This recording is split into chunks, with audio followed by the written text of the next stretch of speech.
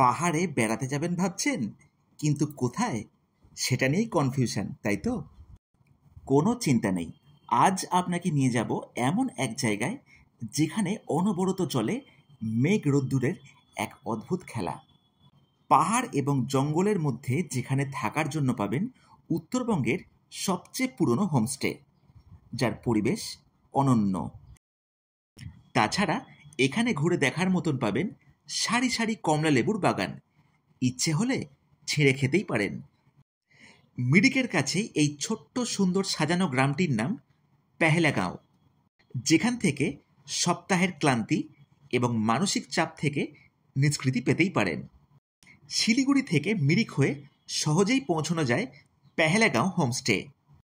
দুদিনের জন্য এখানে থাকলে ঘুরে নিতে পারেন মিরিক এবং পূর্ব নেপালের পশুপতি, কান্যাম ভ্যালি এবং শ্রীঅন্তুর মতন বেশ কিছু দারুণ লোকেশান। থাকা এবং 4 বেলা খাওয়া নিয়ে এখানে খরচ পড়বে জনপ্রতি 1500 টাকা। তাহলে কি ভাবছেন? পুজো তো প্রায় এসেই গেল।